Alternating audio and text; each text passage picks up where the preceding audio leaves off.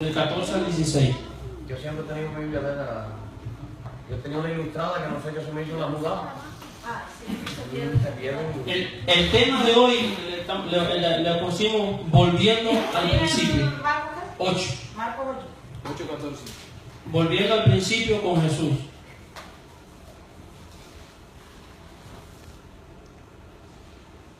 ¿Ya la ven? Ya. Dice, habían olvidado de traer pan y no tenían sino un pan consigo en la barca. Y él les mandó diciendo, mirad, guardaos de la levadura de los fariseos y de la levadura de Herodes. Y discutían entre sí diciendo, eso es porque no trajimos pan.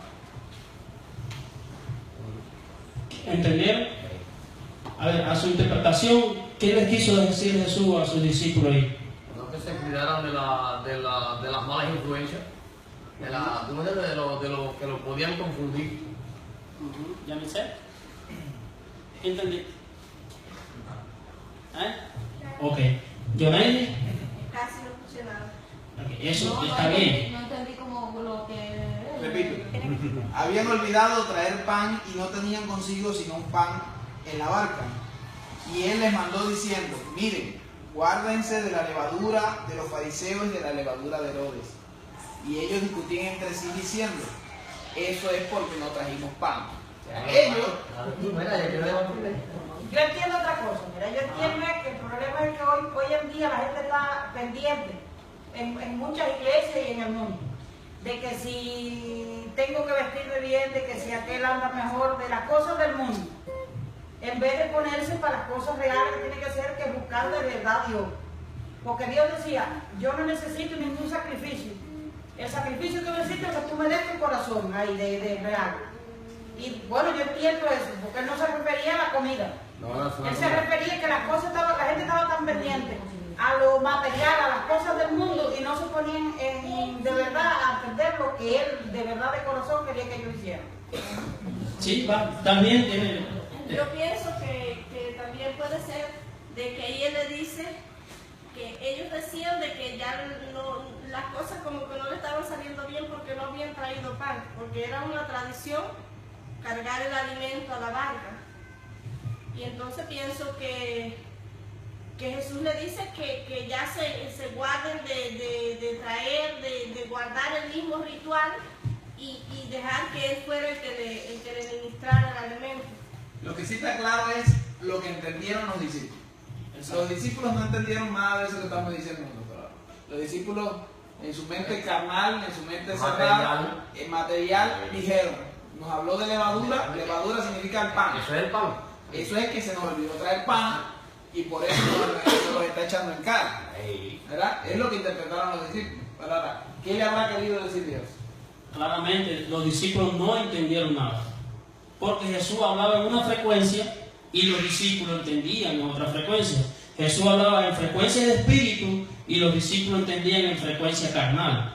Jesús le está diciendo, cuídense de la levadura de los fariseos y de Herodes. Que corrompe. No, Jesús le está diciendo que se cuidaran de la religión. La religión. ¿Quiénes eran? Primero, para entender, hay que entender quiénes eran los fariseos. Jesús le está diciendo, cuídense de ellos, de su religión. ¿Quién era Herodes? El rey en ese momento le está diciendo, cuídense de las tradiciones, cuídense de los hombres. Los discípulos no entendieron nada. Si vemos el versículo siguiente, dice, y empezaron a discutir entre ellos. Dice, entendiéndolo Jesús les dijo, ¿qué discuten? ¿De que por qué no tienen pan? ¿De qué están hablando? No entienden ni comprenden. Aún tienen endurecido su corazón. Teniendo ojos no ven, teniendo oídos no oyen y no recuerdan. Cuando partí los 5 panes entre 5,000 y cuántas cestas llenas de los pedazos recogieron, y ellos dijeron 12. Y cuando los 7 panes entre 4,000, ¿cuántas canastas de los pedazos recogieron? Y ellos dijeron 7. Y él les dijo, ¿cómo es que aún no entienden? O sea, ¿qué se están preocupando del pan ustedes? Así mismo. Yo no estoy hablando del pan de la comida. Ese pan no es un problema para mí. El proveerle sus necesidades materiales no es un problema para mí. El problema para mí es descontaminarlos a ustedes de la levadura de los fariseos y de la levadura de Herodes. Exacto. O sea, el multiplicar del pan no es el problema para Dios. Por eso, Dios no dice, cuídate del pan. No para hambre ni nada de eso de material. Era el hambre espiritual que había, que no entendían. No, y seguimos hoy en día sin igual. Las iglesias hoy en día, los pastores predican religión y tú ves que todo el mundo dice amén. No entienden, no estamos entendiendo, no entienden que Jesús no vino a eso. Jesús vino a hacerte libre y a liberarte. Y cuando se le abre un mensaje así, se quedó como se quedaron los discípulos de Jesús, que no entienden tampoco cuando se le cambia el mensaje. Y por eso es que hoy vemos, el hombre es especialista en reconstruir cosas viejas. Nosotros, si no te das cuenta que tú tienes un tornillo viejo y lo guardas, ese es para guardarlo para después. Y ese no es el espíritu de Dios. Dios es un Dios del futuro. Jesús va al futuro, no reconstruye nada viejo, Él va al futuro, Él quiere que tú vayas al futuro. Entonces vamos a leer. Sí, de eso habla un texto que está en la escritura, dice la senda del justo. La senda, Es como la luz de la aurora, como el amanecer. Dice, va en aumento hasta que el día se hace, como dice, perfecto. O sea, así es el camino que Dios nos ha mandado a nosotros a caminar. ¿Cómo está la luz a las 3 de la mañana? O sea, es oscuro, total, oscuridad total, ¿verdad? A las 4 se empieza a ver 5, se empieza a ver en el horizonte medio un rayito, ¿verdad? Que avanza. Entonces, mira a alguien ahí y dile, no te preocupes si ves oscuridad a tu alrededor, ¿verdad? Puedes tocar a alguien que tiene al lado y decirle, no te preocupes si ves oscuridad a tu alrededor. ¿Ah? Exacto. Hoy la religión se ha enfocado mucho en predicar sobre el diablo. Hoy se usa más al diablo, tenemos más al diablo en nuestra boca que a Jesús.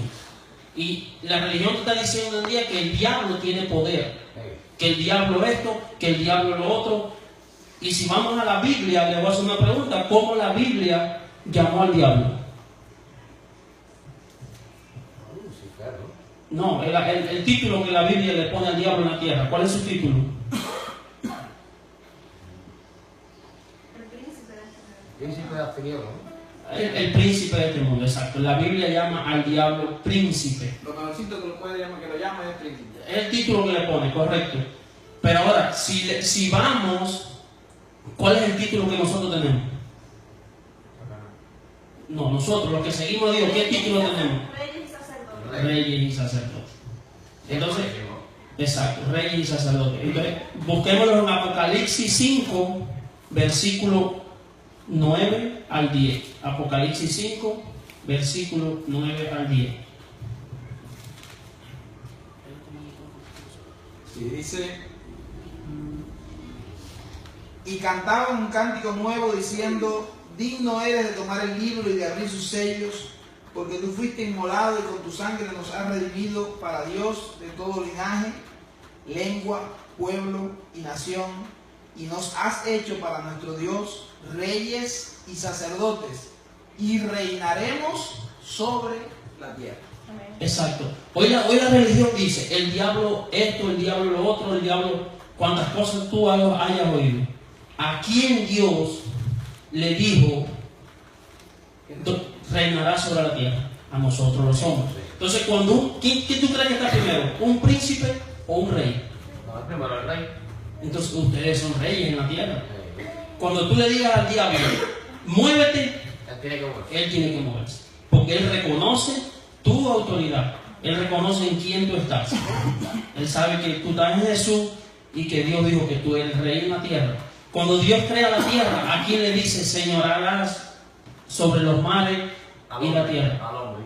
Exacto. Entonces, ¿de quién es el título? ¿De quién es la autoridad? De nosotros. Entonces, exacto. Y es cierto que por un momento el diablo medio que le quita al hombre la autoridad cuando el hombre decide apartarse de Dios y volverse al mal. Pero precisamente para eso es para lo que vino Cristo. Vino para recuperar ese reino que el hombre había perdido y volverlo a entregar en las manos del hombre. Y creo que hay un texto que lo dice claro, que está en Colosenses capítulo 2 y que dice, resume todo lo que estamos diciendo. Capítulo 2, versículo 8. Entonces voy a esperar ahí que lo encuentre. Pablo aquí está hablando precisamente de eso. Y dice, mirad que nadie os engañe por medio de filosofías y huecas sutilezas, según las tradiciones de los hombres, conforme a los rudimentos del mundo, conforme a religiones, a inventos. Dice, y no según Cristo. Ese es el versículo 8. El 9 dice, porque en Él, en Cristo, habita corporalmente toda la plenitud de la deidad. O sea, todo el poder, todo lo que tú puedes recibir de Dios, ¿está ¿dónde? En Cristo. Y si tú estás en Cristo, dice el versículo 10, entonces estás completo en Él. ¿Cómo estamos en Cristo? Completo. ¿Y qué le falta a un completo? Nada. Entonces, dice, todo estás completo en Él, que es la cabeza, Cristo es la cabeza de todo principado, incluyendo el diablo, y potestad. Ahora dice, en Él también fuiste circuncidado con la circuncisión no hecha a mano, no con la tradición de los judíos, sino con al echar de ustedes el cuerpo pecaminoso carnal en la circuncisión de Cristo. O sea, al Cristo impartirte en ti, en tu espíritu, su nueva naturaleza espiritual. Sepultados con Él en el bautismo, en el cual fuiste también resucitado, mediante la fe en el poder de Dios que levantó de entre los muertos. Y ahora dice, y a vosotros, estando muertos en pecados, y en la incircuncisión de vuestra carne, ¿Él qué hizo? Dice, les dio vida. ¿Qué hizo Cristo por nosotros? Nos dio vida. ¿Nos dio una religión para seguir? ¿Nos dio una religión para seguir Cristo? No. Nos dio vida. Vida. Nos dio vida juntamente con Él, perdonándonos todos nuestros pecados. Atento a esto, dice, anulando el acta de los decretos que había contra nosotros, que nos era contraria, quitándola de en medio y clavándola en la cruz. Si había un acta contra nosotros diciendo pecador, pecador, pecador, pecador, Cristo quitó esa acta y la clavó juntamente con Él en la cruz. Y dice el versículo 15, oído con esto, dice, y despojando a los principados y a las potestades, los exhibió públicamente, triunfando sobre ellos en la cruz. ¿Usted sabe lo que significa la palabra despojar?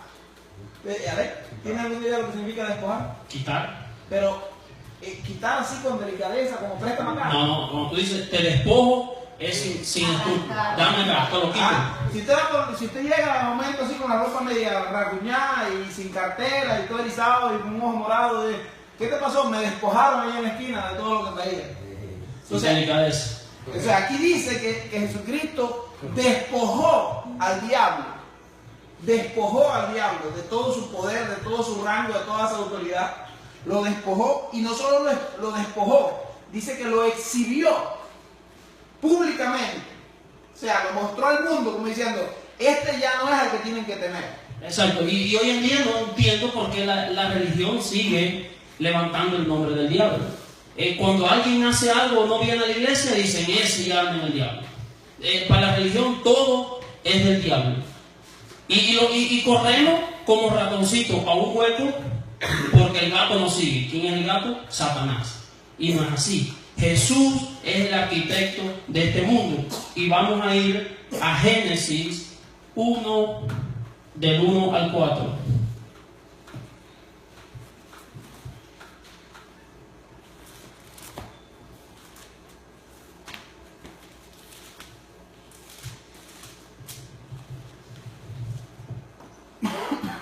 Dice, en el principio creó Dios los cielos y la tierra. Y la tierra estaba desordenada y vacía. Y las tinieblas estaban sobre la faz del abismo, y el Espíritu de Dios se movía sobre la faz de las aguas. Y dijo Dios, sea la luz. Y fue la luz. Y vio Dios que la luz era buena. Y separó Dios la luz de las tinieblas. Ahí, es claro Dios. Dios llegó a la tierra y vio desorden. Dios no dijo a Jesús y al Espíritu Santo, vámonos de aquí, que esto aquí es un desastre. No, dice que el Espíritu Santo andaba por la faz de la tierra y dijo, hágase la luz, y se hizo la luz. Entonces eso sucede cuando Jesús entra en tu corazón. Sí, la luz es Cristo. La luz. Jesús entra en ti, tú andarías en tinieblas, tú andarías en mil cosas, pero si cuando Jesús entra en tu corazón, Jesús se encarga de sacar lo que no cabe ahí. Él lo va a sacar. Solito va a salir de ti. Entonces hoy corremos, nos escondemos en un hueco porque nos dicen, tenemos a Satanás atrás, al diablo atrás. No, cuando Jesús entra en ese hoyo que tú necesitas que Él entre, Él cubre el espacio que tiene que cubrir. Jesús no se va a ir y va a decir, no, este hombre es un desastre, porque no lo hicieron. Y si vemos, dice, la palabra en es un lugar. Si lo vuelves a leer de nuevo, el principio, dice, en el principio. En el principio. Entonces, ¿cuál es el principio hoy en día en nosotros? Dios en nuestro corazón. En el principio. ¿Cuál es el principio? Nuestro corazón. ¿Dónde Jesús empieza a obrar? En nuestro corazón. En es un lugar. Ahorita tú estás en la casa de Alain. Es un lugar. Como decimos, en el principio, en tu corazón. Sí, indudablemente Dios nos llamó a hacer luz. Y mire qué sencillo. Cómo describe el orden. Dice, la tierra estaba desordenada y vacía, las tinieblas estaban sobre la faz del abismo. O sea, al parecer era un ambiente bien desolado y caótico, ¿verdad? Pero solo ocurrió algo. ¿Qué fue lo que ocurrió? Dios habló, ¿verdad? Y dijo Dios. Eso es todo lo que ocurrió. Y dijo Dios, diga conmigo, y dijo Dios. Ya. O sea, alrededor mío puede haber lo que sea, puede estar ocurriendo lo que sea, puede haber la oscuridad, el desorden, lo que sea. Eso no es lo que mi oído tiene que oír. Por eso Apocalipsis nos dice allá, el que tenga oídos para oír, que oiga, no lo que dicen las noticias, no lo que dicen los predicadores religiosos, sino lo que el Espíritu dice a las iglesias. Entonces, aquí dice, y dijo Dios, en medio de aquel caos, en medio de aquella oscuridad, ¿qué dijo Dios? Sea la luz. ¿Y qué pasó? Dice, y fue la luz. Y ahí hay otra enseñanza grande también. Hoy en día, tú sabes que tu palabra es, lo que tú hablas es tu fruto, porque sale de ti. Dios dijo, hágase la luz, y fue la luz. Nosotros estamos hechos a semejanza de quién. Entonces, lo que tú digas, eso va a ser. Si tú te pasas una vida entera diciendo, el diablo tiene poder, la enfermedad habita aquí, eso va a ser. Porque tú lo estás diciendo, tú lo estás proclamando. Tu boca, tus palabras son tus hijos. Lo que tú hables, eso es tu hijo. Eso va a suceder, lo que tú hables. Entonces, si tenemos al diablo en nuestra boca permanentemente, ¿quién reina? ¿Por quién le está dando el título a nosotros? Si tenemos a Jesús en nuestra boca permanente, ¿quién va a reinar en nosotros? Jesús. Sí, es importante la confesión. Por eso Jesús nos advierte y nos dice, no deis lugar al diablo.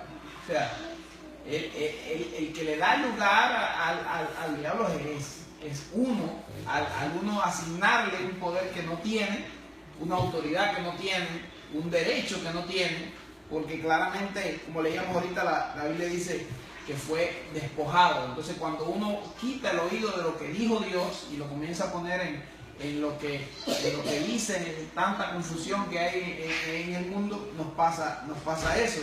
Cuando perdemos de memoria el hecho de que el diablo fue anulado, fue despojado, fue exhibido, y comenzamos a pensar y a creer que por guardar ciertos rituales, que por guardar cierta tradición, que yo tengo que ganarme el favor de Dios, y toda esa historia de que si yo dejo de cumplir esto, pues seguro que el diablo va a hacerme esto o va a hacerme aquello, y comenzamos a creer en nuestra mente todo ese tipo de historias. ¿Qué estamos haciendo? Le estamos dando lugar al diablo. ¿Para qué? Pues para que él, aunque no tiene el poder, aunque no tiene el derecho, aunque no tiene la autoridad, nosotros que la tenemos se la estamos dando. Exacto. Por eso dice en Colosenses, donde estábamos leyendo ahorita, dice, por tanto, el versículo 16 dice, nadie, Colosenses 2:16, dice, por tanto, nadie os juzgue.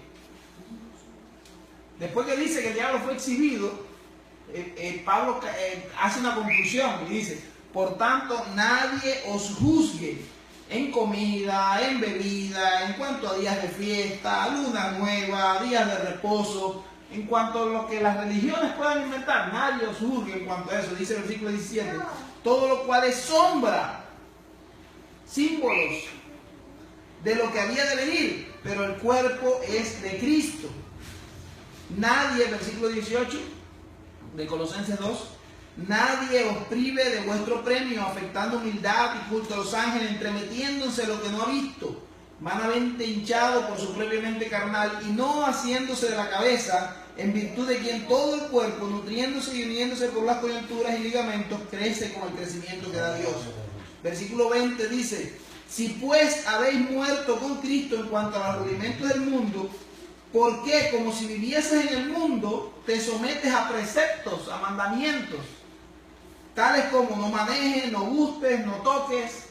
O sea, ¿por qué? Si tú fuiste ya llevado a otra dimensión, en tu espíritu, tu alma nació de nuevo en el reino de Dios. Exacto, es lo que decíamos ahorita. ¿Por qué si quieres vivir en lo viejo, si Cristo es nuevo, trae cosas nuevas para ti? Entonces, si también vamos a buscar ahí en Juan, primera de Juan 1:3, en Juan capítulo 1 del 1 al 3.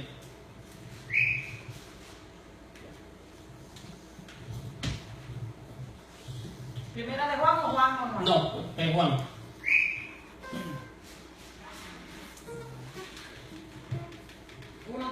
Sí, del 1 al 3. Capítulo 1, del 1 al 3. En el principio era el verbo, y el verbo era con Dios, y el verbo era Dios. Este era el principio con Dios. Todas las cosas por Él fueron hechas, y sin Él nada de lo que ha sido hecho fue hecho. Dios, claro, en el principio, ¿quién era el verbo en el principio? Jesucristo era el verbo. ¿En el principio quién era? Jesús. ¿Verdad? Y en el final, ¿quién va a quedar? Jesús. En el intermedio que estamos ahora es que hemos puesto a otras cosas en lugar de Jesús. Pero la Biblia dice en Hebreos, por allá en el capítulo 12, dice que Él es el autor y consumador de nuestra fe. Puesto los ojos en Jesús, quien es el autor y consumador de nuestra fe. Él es la meta. Jesús dijo: yo soy el camino. Entonces, todo el tiempo es Jesús.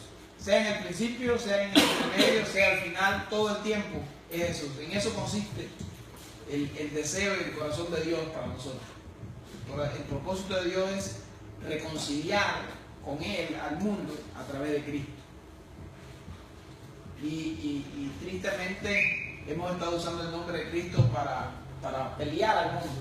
Exacto. Para traer guerras en el mundo, para traer problemas en el mundo, división en los hombres, división en el mundo. Porque si miras a ver cuál ha sido la causa de todas las guerras y todas las matanzas que ha habido en este mundo, la religión. Exacto. Entonces, hemos estado usando el nombre de Jesús para un propósito contrario al que Dios tiene como Él, que era reconciliar al mundo con Él. ¿Pero por qué? Porque usamos el nombre de Jesús, pero no vamos a Jesús.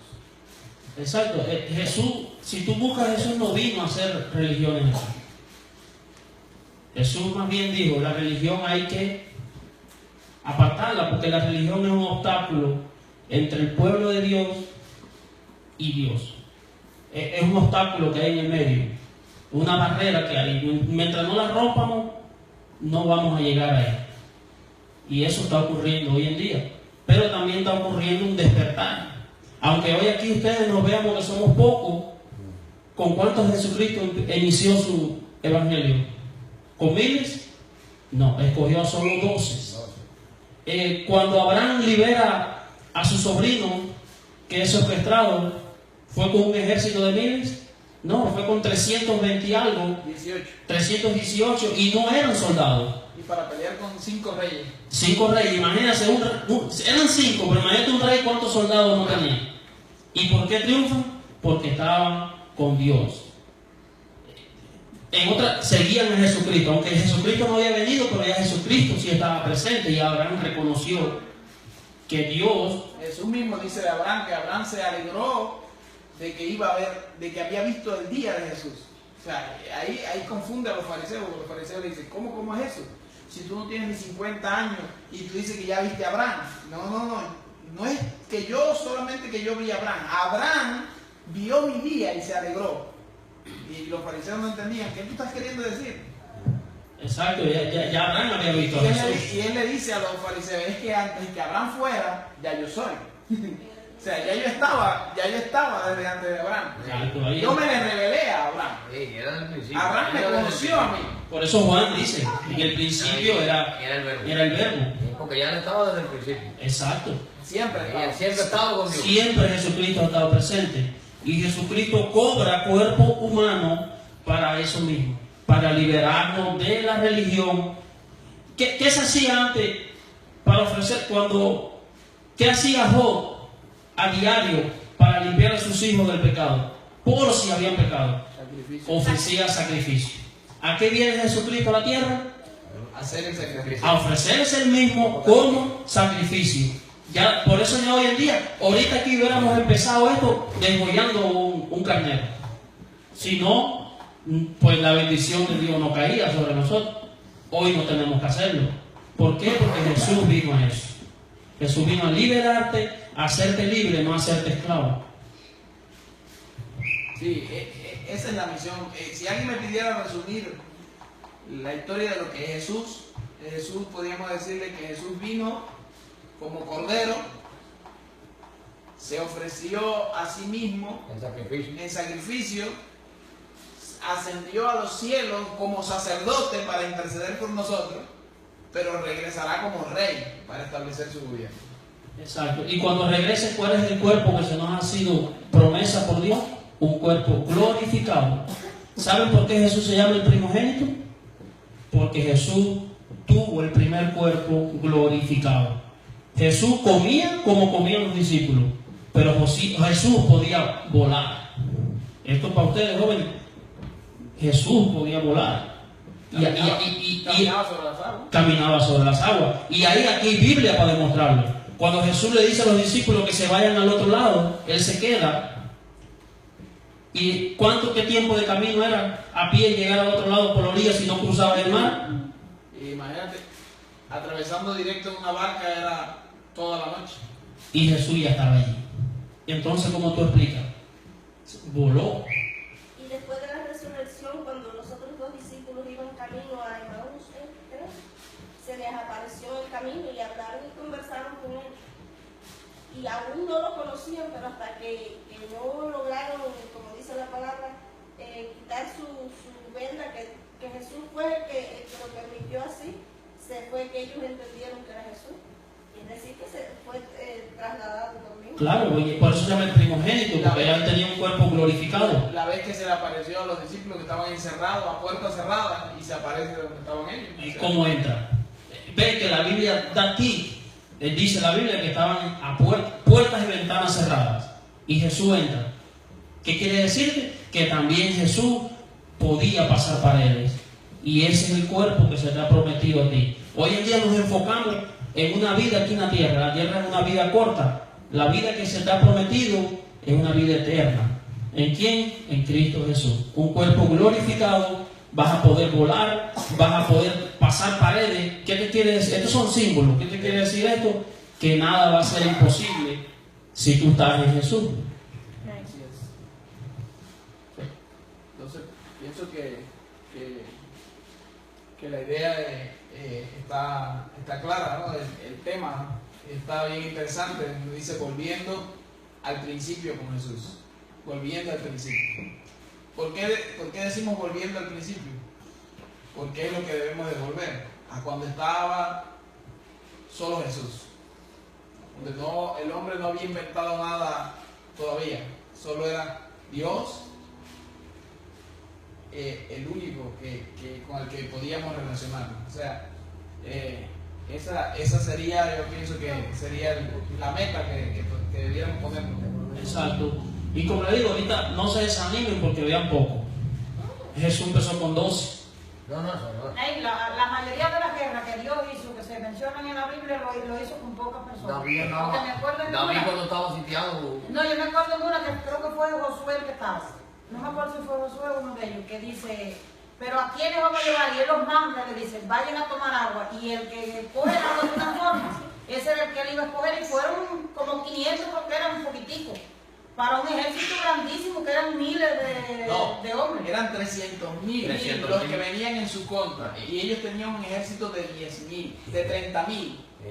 O sea, era 100%. eran bastantes, estaban asustados. Y Dios le dice, sí, yo sé que son poquitos, pero todavía son muchos. Y le empieza a decir a Josué, haz esto, y los que no hagan esto, que se vayan a la casa. Y los que esto, al final, solo se quedan con 300. Exacto. ¿Sabe que la Biblia dice que cuando tú ganas a alguien para Cristo, se te va a poner una corona cuando llega al reino de los cielos? Pero esa corona hay que ganársela. ¿Cómo? Enseñando a Cristo a las personas que no le conocen, no enseñándole religión, no diciéndole deja lo que estás haciendo mal hecho, deja el vicio, deja las cosas que tú crees que él está haciendo mal. No, tú no eres nadie para creerlo. Tú dile de Jesús y Jesús le va a decir a él lo que está haciendo mal. Le va a quitar lo que está haciendo mal. Exacto.